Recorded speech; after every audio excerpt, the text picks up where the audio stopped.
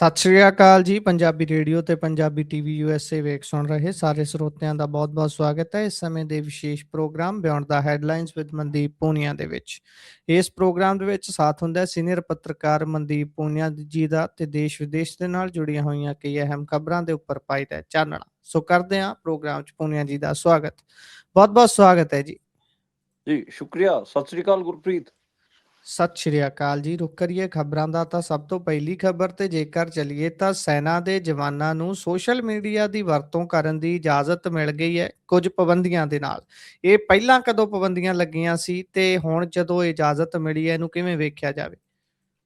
ਦੇਖੋ, ਜਿਹੜੇ ਆਰਮੀ ਦੇ ਜਿਹੜੇ ਜਵਾਨ ਸੀਗੇ, ਉਹ ਸਾਲ 2020 ਦੀ ਗੱਲ ਹੈ। ਉਹ ਜਦੋਂ ਸੋਸ਼ਲ ਮੀਡੀਆ ਦਾ ਪੀਕ ਚੱਲ ਰਿਹਾ ਸੀ, ਉਦੋਂ ਬਥੇਰੇ ਇਹਨਾਂ ਦੇ ਇੰਡੀਅਨ ਆਰਮੀ ਦੇ ਜਿਹੜੇ ਜਵਾਨ ਸੀ, ਉਹ ਕਈ ਸਾਰੇ ਚੀਜ਼ਾਂ 'ਚ ਫਸੇ ਸੀਗੇ। ਉਹਨਾਂ 'ਚ ਇੱਕ ਹਨੀ ਟਰੈਪ ਦਾ ਮਾਮਲਾ ਸੀਗਾ। ਦੂਜਾ, ਇਹਨਾਂ ਦੀ ਲੋਕੇਸ਼ਨਾਂ ਜਿਹੜੇ ਹੈਗੇ ਆ ਫੇਕ ਆਈਡੀ ਤੋਂ ਜਿਹੜੇ ਚੈਟ ਕਰਦੇ ਹੁੰਦੇ ਸੀ, ਉਹ ਮੰਗਾ ਲੈਂਦੇ ਸੀ। ਤੇ ਹੋਰ ਵੀ ਕਈ ਇਸ ਕਿਸਮ ਦੇ ਕੇਸ ਆਏ ਜਿਨ੍ਹਾਂ 'ਚ ਇਹ ਸਾਹਮਣੇ ਆਇਆ ਸੀਗਾ ਕਿ ਕੁੜੀ ਬਣ ਕੇ ਇਹਨਾਂ ਨਾਲ ਕੋਈ ਗੱਲ ਕਰ ਰਿਹਾ ਹੁੰਦਾ ਸੀਗਾ ਸੋਸ਼ਲ ਮੀਡੀਆ ਤੇ ਇਹਨਾਂ ਤੋਂ ਜਿਹੜੀ ਜਾਣਕਾਰੀਆਂ ਹੁੰਦੀਆਂ ਹੈਗੀਆਂ, ਉਹ ਮੰਗਦਾ ਜੀ। ਹੁੰਦਾ ਸੀਗਾ। ਤੇ ਇਸ ਕਿਸਮ ਦੇ ਕੇਸ ਸੀ। ਕਈ ਸਾਰੇ ਜਵਾਨਾਂ ਨੂੰ ਹਨੀ ਟਰੈਪ 'ਚ ਫਸਾਇਆ ਗਿਆ। ਕਈ ਆਰਮੀ ਦੇ ਜਵਾਨਾਂ ਨੂੰ ਆਪਾਂ ਕਹਿ ਲਈਏ ਕਿ ਜਸੂਸੀ ਦੇ ਕੇਸਾਂ 'ਚ ਫਸਾਇਆ ਗਿਆ। ਤੇ ਉਸ ਕਰਕੇ ਸਾਲ 2020 'ਚ ਇਹ ਬੈਨ ਲੱਗਿਆ ਸੀਗਾ। ਉਹਦੇ 'ਚ ਇਹ ਸੀਗਾ ਕਿ ਜਿੰਨੇ ਵੀ ਸੋਸ਼ਲ ਮੀਡੀਆ ਤਕਰੀਬਨ 89 ਜਿਹੜੇ ਸੋਸ਼ਲ ਮੀਡੀਆ ਸੀਗੇ, 99 ਸੋਸ਼ਲ ਮੀਡੀਆ ਬੇਸਿਕਲੀ ਚਿੰਨ੍ਹਿਤ ਕੀਤੇ ਗਏ ਸੀਗੇ। ਤੇ ਜੀ। ਉਸ ਤੋਂ ਬਾਅਦ ਉਹਨਾਂ ਤੇ ਬੈਨ ਲੱਗ ਗਿਆ ਸੀਗਾ। ਹੁਣ ਇਹਦੇ ਤੇ ਤਾਂ ਇਹੀ ਹੈ ਕਿ ਹੁਣ ਜਿਹੜਾ ਬੈਨ ਖੋਲ੍ਹਿਆ ਗਿਆ, ਉਹਦੇ 'ਚ ਇਹ ਹੈ ਕਿ ਇੱਕ ਤਾਂ ਇੰਸਟਾਗ੍ਰਾਮ ਤੇ ਫੇਸਬੁੱਕ ਤੇ ਯੂਟਿਊਬ ਤੇ ਕਮੈਂਟ ਨਹੀਂ ਕਰ ਸਕਦੇ। ਕੰਟੈਂਟ ਜੀ। ਕੰਜ਼ਿਊਮ ਕਰ ਸਕਦੇ ਹੈਗੇ, ਉੱਥੇ ਕਮੈਂਟਬਾਜ਼ੀ ਨਹੀਂ ਕਰ ਸਕਦੇ। ਦੂਜਾ, ਵਟਸਐਪ ਵਗੈਰਾ ਇਸ ਕਿਸਮ ਦੀਆਂ ਜਿਹੜੀਆਂ ਐਪਲੀਕੇਸ਼ਨਸ ਨੇ, ਜਿਹੜੇ ਕਿ ਬੇਸਿਕਲੀ ਮੈਸੇਜਿੰਗ ਵਾਸਤੇ ਇਸਤੇਮਾਲ ਹੁੰਦੀਆਂ ਨੇ, ਮੈਸੇਜ ਭੇਜਣ ਵਾਸਤੇ, ਉਹਦੇ 'ਚ ਸਿਰਫ ਆਪਣੇ ਪਰਿਵਾਰ ਵਾਲਿਆਂ ਨਾਲ ਤੇ ਹੋਰ ਨਿੱਜੀ ਜਿਹੜੀ ਗੱਲਾਂ ਹੁੰਦੀਆਂ ਨੇ, ਉਹ ਕਰ ਸਕਦੇ ਨੇ ਆਪਣੇ ਯਾਰਾਂ ਮਿੱਤਰਾਂ ਨਾਲ। ਮਤਲਬ ਕੋਈ ਉਹਦੇ 'ਚ ਜੀ। ਕੋਈ ਫੋਟੋ ਭੇਜਣਾ, ਲੋਕੇਸ਼ਨ ਭੇਜਣਾ, ਇਸ ਕਿਸਮ ਦੀਆਂ ਨਹੀਂ ਕਰ ਸਕਦੇ। ਮਤਲਬ ਲੋਕੇਸ਼ਨ ਵੀ ਨਹੀਂ ਸ਼ੇਅਰ ਕਰ ਸਕਦੇ। ਇੱਕ ਮਤਲਬ ਇਹਦੇ 'ਚ ਹੈਗੀ ਆ। ਤੇ ਉਹੀ ਜਿਵੇਂ ਪਹਿਲਾਂ ਕਾਰਵਾਈ ਹੁੰਦੀ ਸੀ, ਉਵੇਂ ਹੀ ਜੇ ਕੋਈ ਲੋਕੇਸ਼ਨ ਭੇਜਦਾ ਹੈਗਾ, ਫੋਟੋ ਵੀਡੀਓ ਕੰਟੋਨਮੈਂਟਸ ਦੀ ਜਾਂ ਫਿਰ ਆਰਮੀ ਦੇ ਏਰੀਆਜ਼ ਦੀ ਭੇਜਦਾ ਹੈਗਾ, ਉਹਦੇ ਤੇ ਫਿਰ ਕਾਰਵਾਈ ਕੀਤੀ ਜਾਊਗੀ। ਜੀ। ਇਸ ਤੋਂ ਅੱਗੇ ਜੇਕਰ ਚੱਲੀਏ ਤਾਂ ਖਾਲਿਦਾ ਜੀਆ ਦੇ ਬੇਟੇ ਦੀ 17 ਸਾਲ ਬਾਅਦ ਬੰਗਲਾਦੇਸ਼ 'ਚ ਵਾਪਸੀ ਹੋਈ ਹੈ। ਹਾਂਜੀ, ਤਾਂ ਇਹ ਹੈ ਕਿ ਬੰਗਲਾਦੇਸ਼ ਦੇ ਜਿਹੜੇ ਸਾਬਕਾ ਪ੍ਰਧਾਨ ਮੰਤਰੀ ਖਾਲਿਦ ਜਿਆ, ਉਹਨਾਂ ਦੇ ਬੇਟੇ, ਬਿਲਕੁਲ ਤੁਸੀਂ ਸਹੀ ਕਹਿ ਰਹੇ ਹੋ, ਤਾਰਿਕ ਰਹਿਮਾਨ, 17 ਸਾਲ ਬਾਅਦ ਉਹਨਾਂ ਨੇ ਮੁਲਕ ਵਾਪਸੀ ਕੀਤੀ ਹੈ। ਉਹ ਗ੍ਰਿਫਤਾਰੀ ਤੋਂ ਬਚਣ ਵਾਸਤੇ ਸਾਲ 2008 'ਚ ਲੰਦਨ ਭੱਜੇ ਸੀਗੇ। ਉਸ ਟਾਈਮ ਸ਼ੇਖ ਹਸੀਨਾ ਦੀ ਸਰਕਾਰ ਆਈ ਸੀ ਤੇ ਉਹਨਾਂ ਦੇ ਖਿਲਾਫ ਜਿਹੜਾ ਤਾਰਿਕ ਵਾਪਸ ਜਦੋਂ ਪਰਤਿਆ ਗਾ ਢਾਕਾ ਏਅਰਪੋਰਟ ਤੇ, ਉਦੋਂ BNP ਉਹਨਾਂ ਦੀ ਜਿਹੜੀ ਪਾਰਟੀ, ਉਹਦੇ 1 ਲੱਖ ਤੋਂ ਵੱਧ ਜਿਹੜੇ ਵਰਕਰ ਸੀਗੇ, ਉਹ ਏਅਰਪੋਰਟ ਆਏ ਨੇ। ਆਪਾਂ ਨੂੰ ਪਤਾ ਹੈ ਫਰਵਰੀ 'ਚ ਬੰਗਲਾਦੇਸ਼ 'ਚ ਚੋਣ ਹੋਣ ਜਾ ਰਹੇ ਨੇ। ਤੇ ਦੇਖਦੇ ਹਾਂ ਕਿ BNP, ਉੱਦਾਂ ਕਿਹਾ ਜਾ ਰਿਹਾ ਹੈਗਾ ਕਿ BNP ਉੱਥੇ ਵੱਡੀ ਪਲੇਅਰ ਹੈ। ਲੋਕ ਇਹ ਵੀ ਕਹਿ ਰਹੇ ਨੇ ਕਿ ਅਗਲਾ ਜਿਹੜਾ ਪ੍ਰਧਾਨ ਮੰਤਰੀ ਹੈ, ਉਹ ਬਹੁਤ ਹੱਦ ਤੱਕ ਖਾਲਿਦ ਜਿਆ ਦਾ ਜਿਹੜਾ ਮੁੰਡਾ ਗਾ ਤਾਰਿਕ ਰਹਿਮਾਨ, ਇਹ ਬਣ ਸਕਦਾ ਗਾ। ਇਹਨੇ ਤਕਰੀਬਨ 17-18 ਮਿੰਟ ਦਾ ਭਾਸ਼ਣ ਦਿੱਤਾ ਤੇ ਇਹਦੇ 'ਚ ਹਾਲਾਂਕਿ ਸ਼ੇਖ ਹਸੀਨਾ ਬਾਰੇ ਇਹਨੇ ਕੋਈ ਵੀ ਸ਼ਬਦ ਨਹੀਂ ਕਿਹਾ। ਇਹਨੇ ਕਿਹਾ ਕਿ ਅਸੀਂ ਨਵਾਂ ਮੁਲਕ ਬਣਾਵਾਂਗੇ, ਸ਼ਾਂਤੀ ਸਥਾਪਿਤ ਕਰਾਂਗੇ, ਇਸ ਕਿਸਮ ਦੀਆਂ ਜੀ। ਗੱਲਾਂ ਹੀ ਕੀਤੀਆਂ। ਤੇ ਖਾਸੀ ਵੱਡੀ ਜਿਹੜੀ ਭੀੜ ਸੀਗੀ ਉਹ ਦੇਖਣ ਨੂੰ ਮਿਲੀ ਹੈ। ਬਾਅਦ 'ਚ ਫਿਰ ਜਦੋਂ ਇਹ ਖਤਮ ਹੋਇਆ ਇਹਨਾਂ ਦਾ, ਉਸ ਤੋਂ ਬਾਅਦ ਇਹ ਪੂਰੀ ਰੈਲੀ ਵਰਗਾ ਇਹਨਾਂ ਨੇ ਫਿਰ ਮਾਮਲਾ ਬਣਾ ਲਿਆ ਸੀ। ਤੇ ਇਹਦੇ ਤੇ 2014 'ਚ ਵੀ ਕਈ ਸਾਰੇ ਮਾਮਲੇ ਦਰਜ ਕੀਤੇ ਗਏ, 2008 'ਚ ਦਰਜ ਕੀਤੇ ਗਏ। ਘਰ ਵਾਪਸੀ ਹੋਈ ਹੈ। 3 ਦਿਨਾਂ ਦਾ ਸ਼ਡਿਊਲ ਹੈ ਜੀ, ਦੱਸਿਆ ਜਾ ਰਿਹਾ ਹੈਗਾ। ਤੇ 26 ਦਸੰਬਰ ਨੂੰ ਕਿਹਾ ਜਾ ਰਿਹਾ ਹੈਗਾ ਕਿ ਜ਼ਿਆਉਰ ਰਹਿਮਾਨ ਸਾਹਿਬ ਦੀ ਕਬਰ ਤੇ ਸ਼ਰਧਾਂਜਲੀ ਦੇਣ ਜਾਊਗਾ। ਤੇ 27 ਨੂੰ ਚੋਣਾਂ ਦੀ ਤਿਆਰੀ ਵਾਸਤੇ ਵੋਟਰ ਜਿਹੜਾ ਪੰਜੀਕਰਨ ਹੈ, ਉਹਦੇ ਤੇ ਕੰਮ ਕਰੂਗਾ। ਤੇ ਫਿਰ 27 ਨੂੰ ਹੀ ਢਾਕਾ ਯੂਨੀਵਰਸਿਟੀ ਦੇ ਵਿੱਚ ਜਿਹੜੇ ਸਟੂਡੈਂਟਾਂ ਨੇ ਵਿਦਰੋਹ ਕੀਤਾ ਸੀਗਾ, ਉਹਨਾਂ ਨੂੰ ਮਤਲਬ ਐਡਰੈਸ ਵੀ ਕਰੂਗਾ। ਤੇ ਫਿਰ ਉਹ ਜਿਹੜੇ ਉਸ 'ਚ ਜੁਲਾਈ ਦੇ ਵਿੱਚ ਜਦੋਂ ਵਿਦਰੋਹ ਹੋਇਆ ਸੀਗਾ, ਬਗਾਵਤ ਹੋਈ ਸੀ, ਉਦੋਂ ਜਿਹੜੇ ਸਟੂਡੈਂਟ ਜ਼ਖਮੀ ਹੋਏ ਸੀ, ਫੱਟੜ ਹੋਏ ਸੀ, ਉਹਨਾਂ ਨਾਲ ਵੀ ਮੁਲਾਕਾਤ ਇਹਦੀ ਰਹੂਗੀ। BNP ਜਿਹੜੀ ਉੱਥੋਂ ਦੀ ਪਾਰਟੀ ਹੈਗੀ ਆ, ਉਹ ਮਤਲਬ ਬੇਸਿਕਲੀ ਜਿਵੇਂ ਇੱਥੇ BJP ਕਾਂਗਰਸ ਹੈ, ਉੱਥੇ ਸ਼ੇਖ ਹਸੀਨਾ ਦੀ ਪਾਰਟੀ ਹੁੰਦੀ ਸੀ ਅਤੇ BNP ਪਾਰਟੀ ਹੁੰਦੀ ਸੀਗੀ। ਤੇ ਜੀ। ਇਹ ਮੰਨਿਆ ਜਾ ਰਿਹਾ ਹੈਗਾ ਕਿ ਬਹੁਤ ਹੱਦ ਤੱਕ ਤਾਰਿਕ ਰਹਿਮਾਨ ਹੋਰਾਂ ਨੂੰ ਲੀਡ ਇਸ ਚੋਣਾਂ 'ਚ ਮਿਲਦੀ ਨਜ਼ਰ ਆ ਰਹੀ ਹੈ। ਜੀ, ਬਿਲਕੁਲ। ਇਸ ਤੋਂ ਅੱਗੇ ਜੇਕਰ ਆਪਾਂ ਚੱਲੀਏ ਤਾਂ ਉੱਧਰ ਜਬਰਨ ਸਾਈਨ ਅਤੇ ਇੱਕੋ ਫੋਟੋ ਤੇ ਪੁਲਿਸ ਨੇ 20 ਕੇਸ ਬਣਾ ਦਿੱਤੇ ਦਿੱਲੀ ਦੰਗਿਆਂ ਦੇ ਮਾਮਲੇ ਦੇ ਵਿੱਚ। 5 ਜਿਹੜੇ ਦੋਸ਼ੀ ਸੀਗੇ ਉਹਨਾਂ ਨੂੰ ਬਰੀ ਕੀਤਾ ਗਿਆ ਹੈ। ਕੋਰਟ ਨੇ ਕਿਹਾ ਇਹ ਜਿਹੜੇ ਗਵਾਹ ਤੁਹਾਡੇ ਭਰੋਸੇਮੰਦ ਨਹੀਂ ਗੇ। ਦੇਖੋ, ਦਿੱਲੀ ਦੇ ਵਿੱਚ ਸਾਲ 2020 ਚ ਸੀਐਨਆਰਸੀ ਦੇ ਅੰਦੋਲਨ ਦੌਰਾਨ ਜਿਹੜੇ ਦੰਗੇ ਹੋਏ ਸੀ ਤੇ ਉਸ ਦੌਰਾਨ ਆਪਾਂ ਨੂੰ ਪਤਾ ਕਿੰਨੇ ਮੁਸਲਮਾਨਾਂ ਨੂੰ ਗ੍ਰਿਫਤਾਰ ਕੀਤਾ ਗਿਆ। ਉਹਨਾਂ 'ਚ ਉਹ ਸਾਰੇ ਕੇਸ ਦਿੱਲੀ ਪੁਲਿਸ ਨੇ ਜਿਹੜੇ ਦਰਜ ਕੀਤੇ ਸੀਗੇ, ਉਹਨਾਂ 'ਚ ਦਿੱਲੀ ਪੁਲਿਸ ਦੇ ਕੋਲ ਕੋਈ ਠੋਸ ਨਾ ਤਾਂ ਸਬੂਤ ਹੈਗੇ, ਨਾ ਕੋਈ ਆਧਾਰ ਹੈਗੇ ਆ। ਹੁਣ ਜਿਹੜੇ ਇਹ 5 ਜਾਣੇ ਨੇ, ਇਹ ਜਮਾਂ ਆਮ ਬੰਦੇ ਨੇ। ਕੋਈ 5 ਜਾਣਿਆਂ 'ਚ ਕੋਈ ਮਿਸਤਰੀ ਹੈ, ਕੋਈ ਮਜ਼ਦੂਰ ਸੀਗਾ, ਕੋਈ ਟੈਂਪੋ ਚਲਾਉਂਦਾ ਸੀ, ਕਦੇ ਕੋਈ ਆਟੋ ਚਲਾਉਂਦਾ ਸੀਗਾ।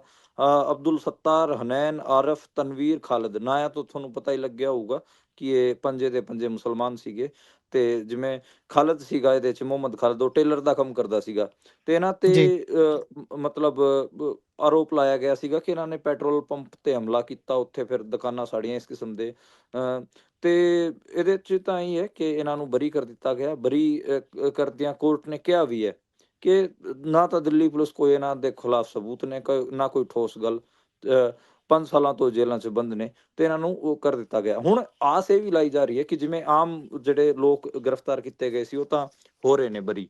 ਇਹਦੇ ਨਾਲ ਜੀ, ਨਾਲ ਜਿਵੇਂ ਉਮਰ ਖਾਲਿਦ, ਸ਼ਰਜੀਲ ਇਮਾਮ ਵਰਗੇ, ਹਾਲਾਂਕਿ ਉਹਨਾਂ ਨੂੰ ਵੱਡੀ ਚੁਣੌਤੀ ਦੱਸਿਆ ਸੀਗਾ। ਪਿਛਲੀ ਜਦੋਂ ਤਾਰੀਖ ਸੀ ਸੁਪਰੀਮ ਕੋਰਟ 'ਚ ਉਹਨਾਂ ਦੀ ਜ਼ਮਾਨਤ ਵਾਸਤੇ, ਮੈਂ ਦੱਸਿਆ ਸੀਗਾ ਕਿ ਕਿਵੇਂ ਦਿੱਲੀ ਪੁਲਿਸ ਨੇ ਕਿਹਾ ਕਿ ਇਹ ਤਾਂ ਜੀ ਦਿਮਾਗੀ ਟੈਰਰਿਸਟ ਨੇ, ਦਿਮਾਗੀ ਆਤੰਕਵਾਦੀ ਨੇ, ਤਾਂ ਆਮ ਆਤੰਕਵਾਦੀਆਂ ਨਾਲੋਂ ਜ਼ਿਆਦਾ ਖਤਰਨਾਕ ਨੇ।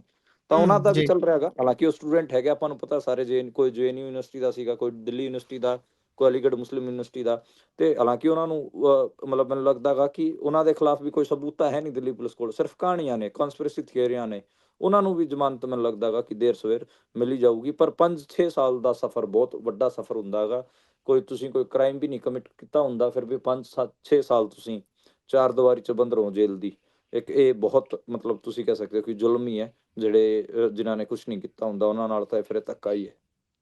ਜੀ, ਬਿਲਕੁਲ। ਜਿਹੜੇ ਅੰਦਰ ਨੇ ਉਹ ਆਪਣੀ ਬੇਕਸੂਰਗੀ ਨੂੰ ਸਾਬਤ ਨਹੀਂ ਕਰ ਪਾਉਂਦੇ ਤੇ ਜਿਹੜੇ ਬਾਹਰ ਨੇ ਜਿਨ੍ਹਾਂ ਨੇ ਅੰਦਰ ਦਿੱਤੇ ਨੇ, ਉਹ ਇਹ ਨਹੀਂ ਸਾਬਤ ਕਰ ਪਾਉਂਦੇ ਵੀ ਅਸੀਂ ਕਿਉਂ ਉਹਨਾਂ ਨੂੰ ਅੰਦਰ ਦਿੱਤਾ। ਵੈਸੇ ਇਸ ਤੇ ਬਹੁਤ ਵਾਰੀ ਮੈਂ ਗੱਲ ਸੁਣੀ ਹੈ ਸੀਨੀਅਰ ਪੱਤਰਕਾਰਾਂ ਨੂੰ ਗੱਲ ਕਰਦਿਆਂ ਵੀ ਭਾਈ ਜਿਹੜੇ ਇਸ ਤਰੀਕੇ ਦੇ ਗਲਤ ਕੇਸ ਬਣਾਉਂਦੇ ਨੇ ਉਹਨਾਂ ਦੇ ਲਈ ਵੀ ਸਖਤ ਕਾਨੂੰਨ ਬਣਨੇ ਚਾਹੀਦੇ ਨੇ, ਤਾਂ ਕਿ ਇੱਕ ਡਰ ਤਾਂ ਰਹੇ ਵੀ ਭਾਈ ਜੇਕਰ ਅਸੀਂ ਅਜਿਹਾ ਕਰਦੇ ਹਾਂ, ਕਿਸੇ ਦੇ 5, 7, 10 ਸਾਲ ਲਾਈਫ ਦੇ ਖਰਾਬ ਕਰਦੇ ਹਾਂ ਤਾਂ ਸਾਨੂੰ ਇਸ ਦਾ ਵੱਡਾ ਖਾਮਿਆਜ਼ਾ ਭੁਗਤਣਾ ਪੈ ਸਕਦਾ ਹੈ। ਬਹੁਤ ਵੱਡਾ ਲੂਪ ਹੋਲ ਹੈ।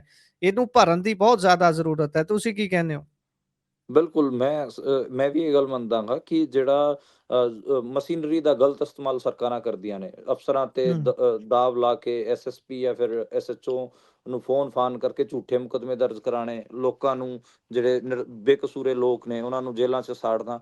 ਇਹ ਤਾਂ ਕੋਈ ਸਖਤ, ਇਹਦਾ ਅਲਟਰਨੇਟਿਵ ਤਾਂ ਹੋਣਾ ਹੀ ਚਾਹੀਦਾ। ਮਤਲਬ ਜਿਹੜੇ ਲੋਕ ਫਰਜ਼ੀ ਮੁਕੱਦਮੇ ਦਰਜ ਕਰਦੇ ਨੇ ਉਹਨਾਂ ਤੇ ਵੀ ਫਿਰ ਮਤਲਬ ਕਾਰਵਾਈਆਂ ਤਾਂ ਹੋਣੀਆਂ ਹੀ ਚਾਹੀਦੀਆਂ। ਬਿਲਕੁਲ, ਮੈਂ ਤੁਹਾਡੀ ਗੱਲ ਨਾਲ ਸਹਿਮਤ ਹਾਂ।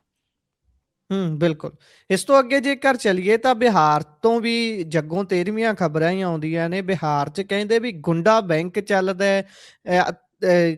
ਘਰਵਾਲੀ ਨੂੰ ਦੇਖ ਕੇ ਕਰਜ਼ਾ ਦਿੰਦੇ ਨੇ ਵੀ ਘਰਵਾਲੀ ਕਿਹੋ ਜਿਹੀ ਹੈ। ਏਜੰਟ ਸਿੱਧਾ ਕਹਿੰਦੇ ਨੇ ਵੀ ਭਾਈ ਪੈਸੇ ਨਾ ਦਿੱਤੇ ਤਾਂ ਇਹਨੂੰ ਚੱਕ ਕੇ ਲੈ ਜਾਵਾਂਗੇ। ਇਹ ਕੀ ਚੱਲੀ ਜਾਂਦਾ?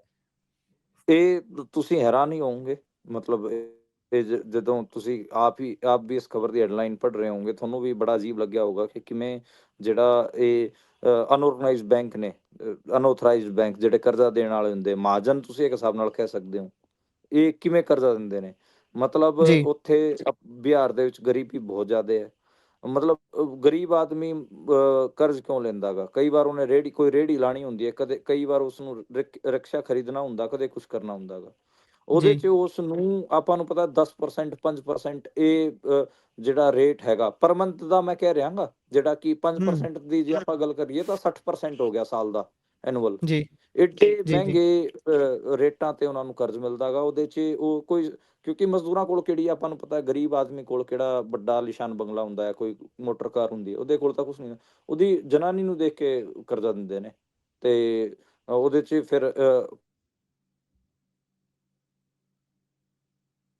ਕਿ ਬਈ ਜੇ ਨਾ ਦਿੱਤਾ ਕਰਜ਼ਾ ਤਾਂ ਤੁਹਾਡੀ ਜਨਾਨੀ ਨੂੰ ਚੱਕ ਲਿਆ ਜਾਵਾਂਗੇ। ਤਾਂ ਐਡਾ ਭੈੜਾ ਕੰਮ ਚੱਲ ਰਿਹਾ ਹੈਗਾ। ਬਿਹਾਰ ਜਿਹੜਾ ਜੰਗਲ ਰਾਜ ਉੱਥੇ ਮਤਲਬ ਹੁਣ ਵੀ ਕੰਟੀਨਿਊ ਹੈ। ਉੱਥੇ ਜੰਗਲ ਰਾਜ ਹੀ ਨੂੰ ਤੁਸੀਂ ਕਹੋਗੇ ਕਿ ਕਿਵੇਂ ਜਿਹੜਾ ਮਤਲਬ ਸਿਸਟਮ ਹੈ ਪੂਰਾ ਕਰਜ਼ਦਾਰੀ ਦਾ, ਗਰੀਬਾਂ ਨਾਲ ਜਿਹੜਾ ਧੱਕਾ, ਉਹ ਤੁਸੀਂ ਇਹ ਖਬਰ ਤੋਂ ਸਮਝੋ। ਇਹ ਸਾਡੇ ਆੜੀ ਨੇ IMC ਤੋਂ ਸਾਡੇ ਨਾਲ ਹੀ ਪੜ੍ਹੇ ਹੋਏ ਸੀਗੇ ਪੱਤਰਕਾਰ, ਉਹਨਾਂ ਜੀ। ਨੇ ਇਸ ਖਬਰ ਨੂੰ ਬ੍ਰੇਕ ਕੀਤਾ ਹੈਗਾ। ਤਾਂ ਕਾਫੀ ਮਤਲਬ ਉਹਨੇ ਜਦੋਂ ਅੱਜ ਭੇਜੀ ਮੈਨੂੰ, ਤਾਂ ਮੈਨੂੰ ਵੀ ਲੱਗਿਆ ਕਿ ਯਾਰ ਬੜਾ ਅਜੀਬ ਹੀ ਚੱਕਰ ਹੈ। ਜੀ, ਬੇਹੱਦ ਹੈਰਾਨ ਕਰਨ ਵਾਲੀ ਇਹ ਚੀਜ਼ ਹੈ। ਜੰਗਲ ਰਾਜ ਸ਼ਬਦ ਤੁਸੀਂ ਵਰਤਿਆ ਹੈ, ਇਲੈਕਸ਼ਨਾਂ ਦੇ ਵਿੱਚ ਇਹ ਸ਼ਬਦ ਜਿੰਨਾ ਵਰਤਿਆ ਗਿਆ ਹੈ, ਜਿੰਨਾ ਜੇਕਰ ਇਸ ਤੇ ਧਿਆਨ ਵੀ ਉਨਾ ਦਿੱਤਾ ਜਾਂਦਾ ਹੈ, ਵਾਅਦੇ ਵੈਸੇ ਹੋਏ ਨੇ ਵੀ ਜੰਗਲ ਰਾਜ ਖਤਮ ਕਰਨਾ ਹੈ, ਫਲਾਨਾ ਕਰਨਾ, ਢਮਕਾਨਾ ਕਰਨਾ ਹੈ, ਪਰ ਇਹ ਵੱਧਦਾ ਜਾਂਦਾ ਹੈ, ਖਤਮ ਕਿੱਥੇ ਹੁੰਦਾ ਹੈ। ਅੱਗੇ ਚੱਲਦੇ ਹਾਂ, ਉਧਰ ਰਾਜਨੀਤਿਕ ਦਲਾਂ ਨੂੰ ਇਲੈਕਟੋਰਲ ਟਰਸਟ ਦੇ ਜ਼ਰੀਏ 3800 ਤੇ 11 ਕਰੋੜ ਰੁਪਏ ਦਾ ਚੰਦਾ ਆਇਆ। ਉਮੀਦ ਦੇ ਮੁਤਾਬਕ ਉਹੀ ਹੋਇਆ, ਭਾਜਪਾ ਨੂੰ ਸਭ ਤੋਂ ਜ਼ਿਆਦਾ, ਕਾਂਗਰਸ ਉਸ ਤੋਂ ਬਾਅਦ। ਪਾਇਓ ਜਰਾ ਚਾਨਣਾ। ਹਾਂਜੀ, ਜਿਵੇਂ ਇੱਕ ਤਾਂ ਇਲੈਕਟੋਰਲ ਬੌਂਡਸ ਬਾਰੇ ਆਪਾਂ ਗੱਲ ਕੀਤੀ ਸੀ।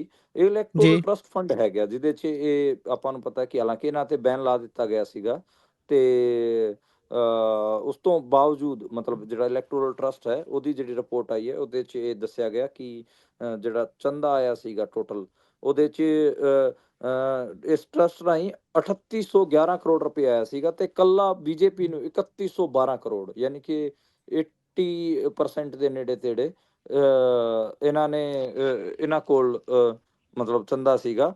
ਤੇ ਕਾਂਗਰਸ ਨੂੰ ਸਿਰਫ 300 ਕਰੋੜ, ਯਾਨੀ ਕਿ 10% ਕਾਂਗਰਸ ਨੂੰ, ਤੇ 80-85 ਕਰੋੜ % ਜਿਹੜਾ ਹੈਗਾ ਉਹ BJP ਨੂੰ, ਤੇ ਬਾਕੀ ਦਾ ਜਿਹੜੇ 2-4% ਬਚ ਗਏ ਉਹਨਾਂ ਨੂੰ। ਇਹ ਤਾਂ ਮਤਲਬ ਜੇ ਮੈਂ ਤਾਂ ਕੈਲਕੂਲੇਟਰ ਖੋਲ ਕੇ ਹੁਣ ਕੈਲਕੂਲੇਟ ਹੀ ਕਰ ਰਿਹਾ, ਤਕਰੀਬਨ 82% 82% ਜਿਹੜਾ ਬਜਟ ਹੈ ਇਹਦੇ 'ਚ ਇਲੈਕਟੋਰ, ਉਹ BJP ਨੂੰ ਮਿਲਿਆਗਾ ਇਕੱਲਾ।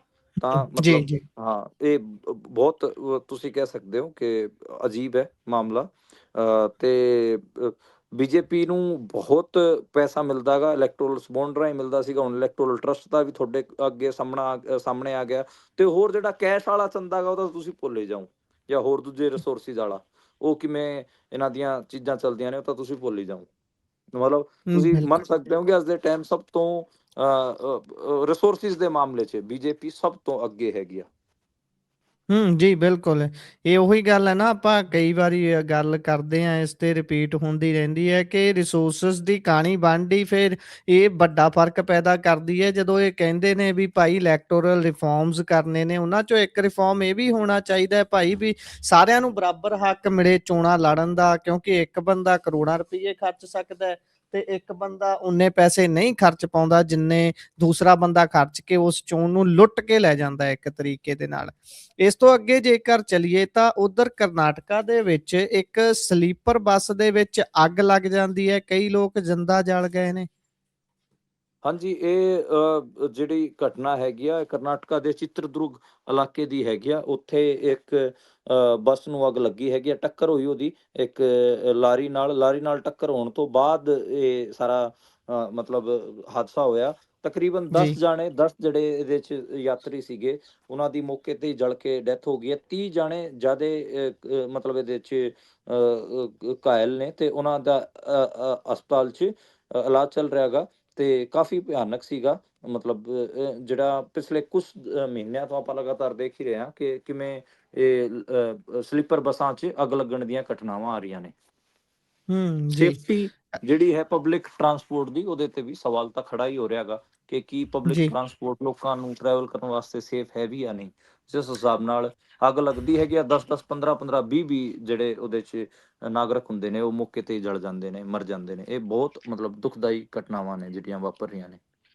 ਪਬਲਿਕ ਟਰਾਂਸਪੋਰਟ ਦੇ ਵਿੱਚ 2 ਨੰਬਰੀ ਵੀ ਬਹੁਤ ਹੈ ਨਾ, ਓਲਾ ਹੀ ਬਹੁਤ ਹੈ। ਕਈ ਵਾਰੀ ਅਸੀਂ ਦੇਖਦੇ ਹਾਂ, ਅਕਸਰ ਗੱਲ ਵੀ ਕਰਦੇ ਹਾਂ, ਪੰਜਾਬ ਤੋਂ ਕਿਸੇ ਨੇ ਦਿੱਲੀ ਜਾਣਾ ਹੁੰਦਾ ਹੈ ਤਾਂ ਜਿਹੜੀਆਂ ਹੋਰ ਬੱਸਾਂ ਦਾ ਕਿਰਾਇਆ ਤਕਰੀਬਨ ਡਬਲ 1000 ਤੋਂ ਉੱਤੇ ਹੁੰਦਾ ਹੈ, ਉਹੀ ਰਾਤ ਦੇ ਸਮੇਂ ਬੱਸਾਂ ਚੱਲਦੀਆਂ ਨੇ ਪੰਜਾਬ ਦੇ ਵੱਖ-ਵੱਖ ਥਾਵਾਂ ਤੋਂ। ਨਾ ਤਾਂ ਉਹ ਕਿਤੇ ਰਜਿਸਟਰ ਨੇ, ਨਾ ਕੋਈ ਪੁੱਛ-ਗਿੱਛ ਹੈ। ਉਹ 3-3 350 400 ਦੇ ਵਿੱਚ ਬੰਦੇ ਨੂੰ ਦਿੱਲੀ ਲਿਜਾਈ ਜਾਂਦੀਆਂ ਨੇ ਸਲੀਪਰ ਬੱਸਾਂ। ਉਹਨਾਂ ਦੇ ਵਿੱਚ ਜਦੋਂ ਹਾਦਸਾ ਵਾਪਰਦਾ ਹੈ, ਨਾ ਕੋਈ ਜਵਾਬਦੇਹੀ ਹੈ, ਨਾ ਪਤਾ ਹੈ ਕੌਣ ਕਿੱਥੋਂ ਕਿਵੇਂ ਚਲਾ ਰਿਹਾ ਹੈ। ਇਹ ਤਾਂ ਲੰਬਾ ਇੱਕ ਨੈਕਸਸ ਹੈ ਬਹੁਤ ਵੱਡਾ ਚੱਲਦਾ, ਤੇ ਇਹਨਾਂ ਦੇ ਵਿੱਚ ਇਹ ਕਾਂਡ ਵਾਪਰਦੇ ਵੀ ਨੇ ਜੀ। ਅੱਗੇ ਚਲੀਏ ਤਾਂ ਛੱਤੀਸਗੜ੍ਹ ਦੇ ਵਿੱਚ ਇੱਕ ਮਾਲ ਦੇ ਅੰਦਰ ਧਰਮ ਪੁੱਛ ਕੇ ਤੋੜ-ਫੋੜ ਕੀਤੀ ਗਈ ਹੈ। ਕੀ ਇਹ ਕ੍ਰਿਸਮਸ ਸੈਲੀਬ੍ਰੇਸ਼ਨ ਦੇ ਚੱਲਦਿਆਂ ਹੋਇਆ ਹੈ ਜਾਂ ਕਾਰਨ ਕੋਈ ਹੋਰ ਹੈ ਜੀ? ਨਹੀਂ, ਨਹੀਂ, ਬਿਲਕੁਲ ਇਹ ਕ੍ਰਿਸਮਸ ਸੈਲੀਬ੍ਰੇਸ਼ਨ ਤੇ ਹੀ ਹੋਇਆਗਾ। ਛੱਤੀਸਗੜ੍ਹ ਦੀ ਰਾਜਧਾਨੀ ਹੈ ਰਾਏਪੁਰ, ਮਤਲਬ ਕਿਸੇ ਸੂਬੇ ਦੀ ਰਾਜਧਾਨੀ ਹੋਵੇ, ਉਹਦੇ 'ਚ ਇੱਕ ਮਾਲ ਹੋਵੇ ਮੈਗਨੇਟਾ ਮਾਲ।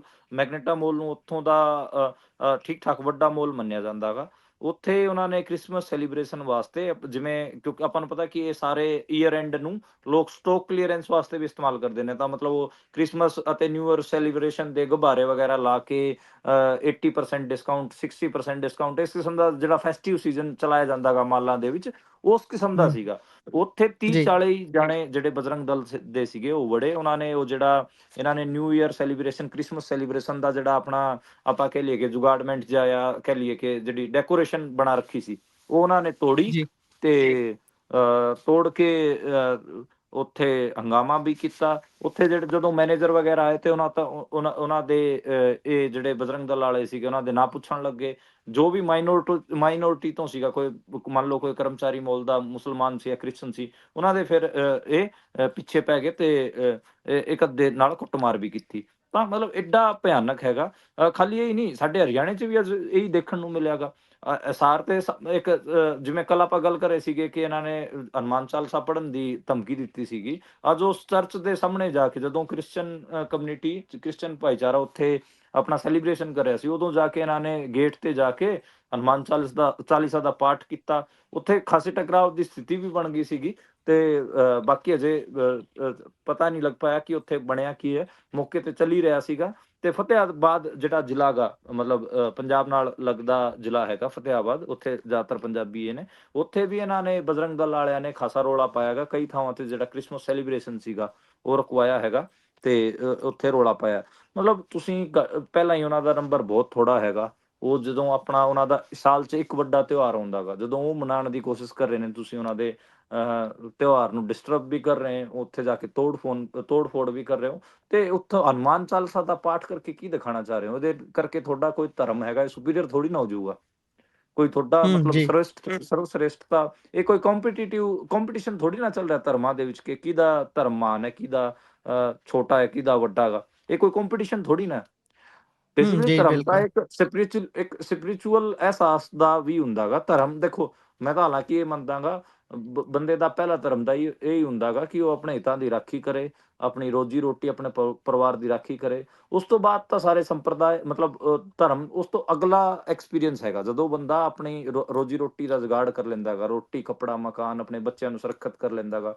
ਉਸ ਤੋਂ ਬਾਅਦ ਉਹ ਦੇਖਦਾ ਗਾ ਕਿ ਹਾਂ, ਆਤਮਿਕ ਸ਼ਾਂਤੀ ਨਾਂ ਦੀ ਕੋਈ ਚੀਜ਼ ਹੁੰਦੀ ਹੈ ਦੁਨੀਆ 'ਚ, ਭਲਾਈ ਦੁਨਿਆਵੀ ਮੋਰੈਲਿਟੀਜ਼ ਕੁਛ ਹੁੰਦੀਆਂ ਨੇ। ਫਿਰ ਉਹ ਇੱਕ ਧਰਮ 'ਚ ਹੁੰਦਾ ਗਾ। ਮੰਨ ਲਓ ਕੋਈ ਸਿੱਖ ਹੈ, ਕੋਈ ਹਿੰਦੂ ਹੈ, ਕੋਈ ਈਸਾਈ ਹੈ, ਕੋਈ ਮੁਸਲਮਾਨ ਹੈਗਾ। ਫਿਰ ਉਹ ਆਪਣੇ ਧਰਮ ਦੇ ਦੀਆਂ ਜਿਹੜੀਆਂ ਕਈਆਂ ਨੇ ਉਹਨਾਂ 'ਚ ਫਿਰ ਉਹ ਡਿਊਟੀ ਪਰਫੋਰਮ ਕਰਨ ਦੀ ਕੋਸ਼ਿਸ਼ ਕਰਦਾ। ਸੇਵਾ ਆਪਾਂ ਜ਼ਿਆਦਾਤਰ ਦੇਖਦੇ ਹਾਂ ਕਿ ਸਾਰੇ ਜਿਹੜੇ ਸਪਿਰਿਚੁਅਲ ਟੈਕਸਟ ਹੈਗੇ ਆ, ਉਹਨਾਂ 'ਚ ਜਿੰਨੀ ਵੀ ਥਿਓਲੋਜੀ, ਆਪਾਂ ਮਤਲਬ ਜੇ ਥਿਓਲੋਜੀਕਲ ਡਿਬੇਟ ਵੀ ਕਰੀਏ ਤਾਂ ਉਹਦੇ 'ਚ ਆਤਮਿਕ ਸ਼ਾਂਤੀ ਦੀ ਗੱਲ ਹੈ, ਉਹਦੇ 'ਚ ਸੇਵਾ ਦੀ ਗੱਲ ਹੈ, ਉਹਦੇ 'ਚ ਸਾਰੀ ਦੁਨੀਆ ਸਰਬੱਤ ਦੇ ਭਲੇ ਦੀ ਗੱਲ ਹੈ। ਉਹ ਚੀਜ਼ਾਂ ਹੁੰਦੀਆਂ ਨੇ। ਮਤਲਬ ਤੁਸੀਂ ਕੋਈ ਵੀ ਕਿਸੇ ਵੀ ਧਰਮ ਦਾ ਟੈਕਸਟ ਦੇਖ ਲਓ, ਕੋਈ ਵੀ ਧਾਰਮਿਕ ਟੈਕਸਟ ਦੇਖ ਲਓ, ਕਿਤੇ ਵੀ ਇਹ ਨਹੀਂ ਲਿਖਿਆ ਹੋਇਆ ਕਿ ਤੁਸੀਂ ਜਾ ਕੇ ਦੂਜੇ ਧਰਮ ਵਾਲਿਆਂ ਤੇ ਹਮਲਾ ਕਰ ਦਓਗੇ, ਉਹ ਦੂਜੇ ਹੂੰ, ਧਰਮਾਂ ਨੂੰ ਜੀ। ਤੁਸੀਂ ਨੀਚਾ ਦਿਖਾਓਗੇ।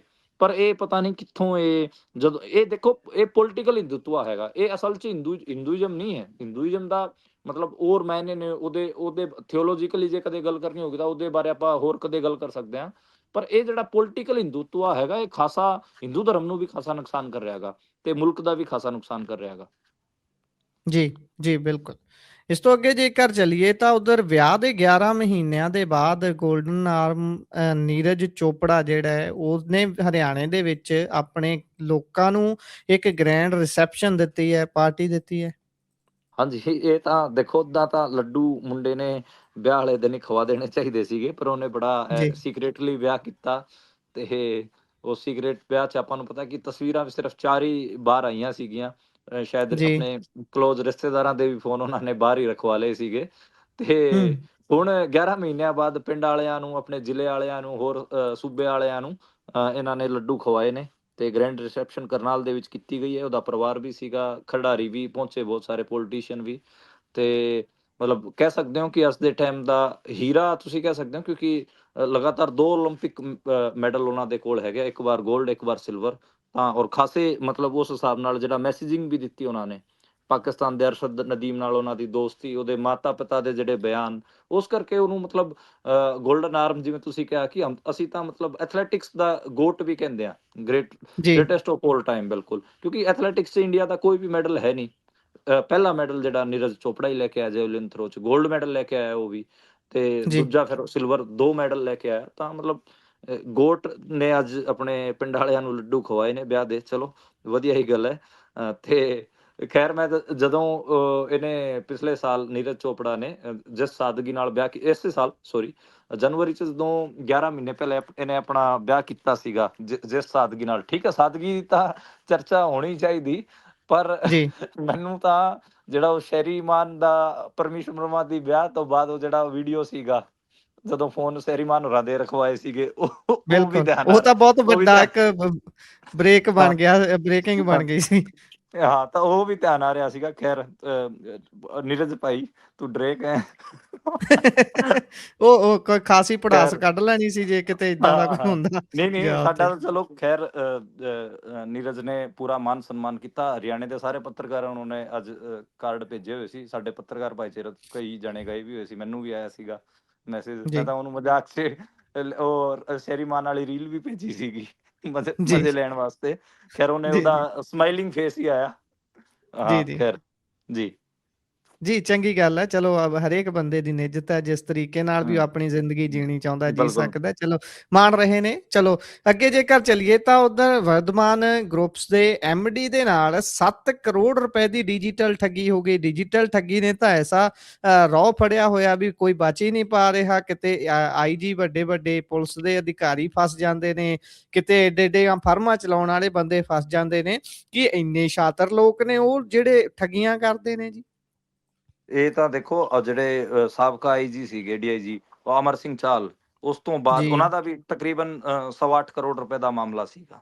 ਤੇ ਹੁਣ ਜੀ ਜਿਹੜਾ ਇਹ ਕੇਸ ਆਇਆਗਾ ਵਰਧਮਾਨ ਗਰੁੱਪ ਵਾਲਿਆਂ ਦਾ, ਇਹ ਵੀ ਤੁਸੀਂ ਦੇਖੋ ਤਾਂ 7 ਕਰੋੜ ਦੀ ਡਿਜੀਟਲ ਠੱਗੀ ਦਾ ਮਾਮਲਾ ਗਾ।